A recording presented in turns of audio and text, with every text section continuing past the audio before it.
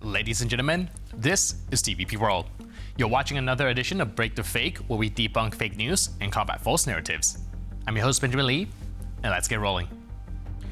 So Chinese politics has proved once again that when a system declares stability as its highest value, it's really fearing instability the most, especially at the top.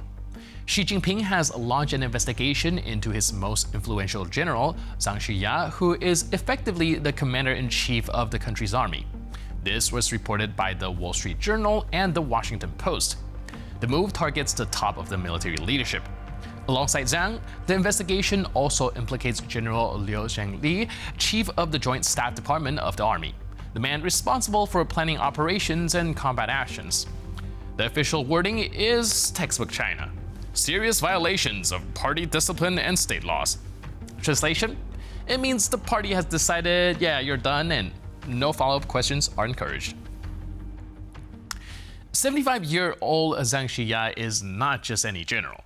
He's the country's highest-ranking military officer, a member of the CPC Politburo, and someone who remained in uniform well past normal retirement age.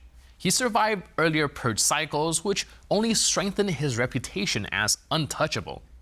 However, that reputation did not age well. His removal signals Xi Jinping's need to reassert control at the very top of the army. Or, said more plainly, to make sure every general is looking in one direction, and that direction is the glorious leader.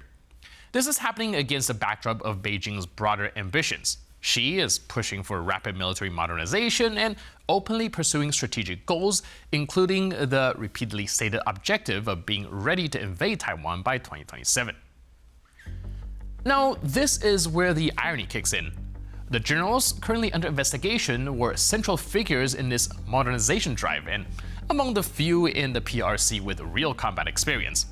Some outlets, including NDTV, went as far as to suggest a possible coup scenario. According to sources within the CPC, after Zhang's arrest, Xi fears that officers loyal to him could move troops towards Beijing. The reported response was simple: order units not to leave their bases, effectively freezing army movements. So the People's Liberation Army, trained for global scenarios, has been given a temporary new task to stay put and do nothing alarming. Because in China today, the most serious threat to the regime is not an external enemy, but a powerful general whose loyalty is no longer assumed. Speaking of China, let's talk about Taiwan, because the logic here will sound suspiciously familiar if you have ever listened to Russians talk about Ukraine. Beijing's script follows the same double track. On one side, there are promises of peaceful reunification, shared glory, and economic benefits. On the other, there are constant military exercises meant to underline who really decides. And just like Moscow's rhetoric, it is a mix of sentimental language and barely concealed threats, all justified as historical necessity under the leadership of the Chinese Communist Party. Beijing's official line rests on two pillars, and again the parallel is obvious. First, peaceful reunification, meaning Taiwan should join willingly, tempted by markets, money, and some selectively edited history. Second, we will never renounce the right to use force. Now, Russia used the same formula with Ukraine: friendship, brotherhood, shared past, right up until tanks rolled up as a negotiating tool. In this logic, peace is always conditional. It exists only as long as the other side agrees in advance with the outcome. And just like Russia's propaganda machine, China now amplifies this message with artificially generated content. Because when reality is inconvenient, call in the AI-generated Asian schoolgirls.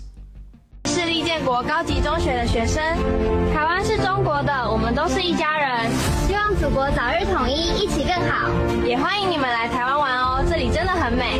各位大陆的同胞们，你们好，我们是台北市立建国高级中学的学生，台湾是中国的，我们希望祖国早日统一，也非常欢迎大陆的同胞们来台湾玩哦，一定要来找我们玩，我们会带你们去吃好吃的。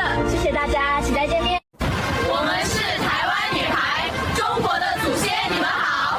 对面就是大陆祖国，我们想回归祖国的怀抱。台湾是中国不可分割的一部分，赖清德把台湾还给祖国。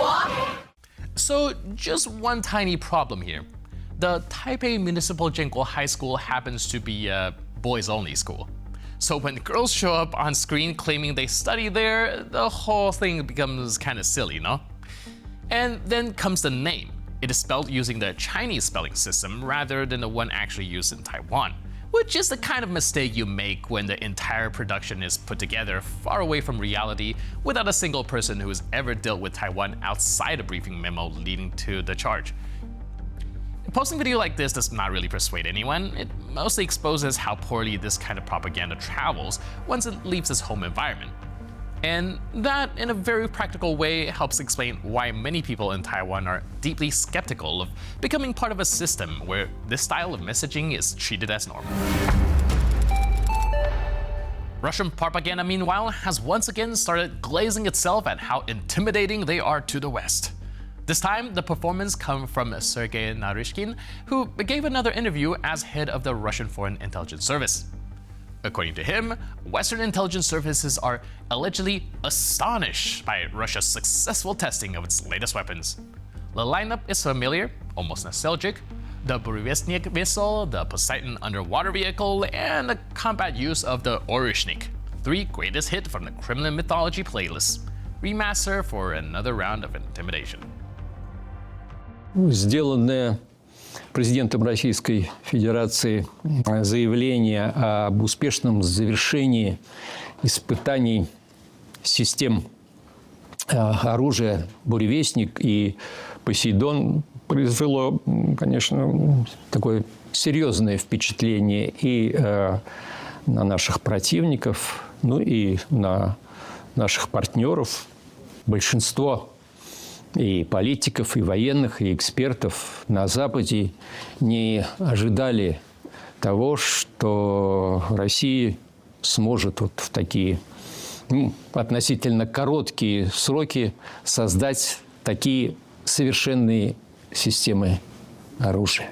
А что касается боевого применения комплекса «Орешник», который вот несколько дней назад поразил один из военных объектов в западном регионе Украины, то реакция и в военных, и в политических кругах Запада была, конечно, ошеломляющая. Да? И эксперты, и военные специалисты признались, что у них нет технических, военно-технических средств для того, чтобы блокировать эти системы.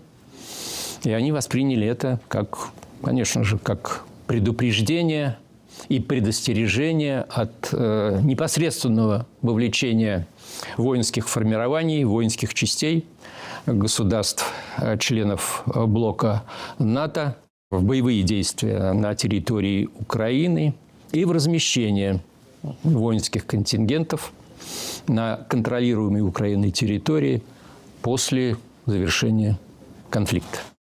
And blah blah blah. The short version of Naryshkin's message goes like this: the West is in shock. Russia is calm, confident, and steadily marching towards victory. This kind of interview makes it clear that the Kremlin is still betting on overplaying their accomplishment as a strategy, even though earlier attempts to frighten the West with the Oryshnik failed to deliver the desired response. Russian propaganda insists that these weapons have no analogs. Reality, though, is less cinematic. See, most tests of the Burevestnik between 2016 and 2019 were unsuccessful. The much advertised Oryshnik has also experienced failed launch attempts. But hey, don't let any pesky detail ruin the victory speech. Naryshkin's latest appearance is just another effort to manufacture an atmosphere of awe and greatness, where facts refuse to cooperate. He sounds like that guy at school who gets on the table and says, "I'm about to do something amazing," and then never actually does anything. Just endless buildup. And somehow, year after year, the Kremlin keeps putting him on stage, hoping this time the audience will finally gasp instead of checking for an exit.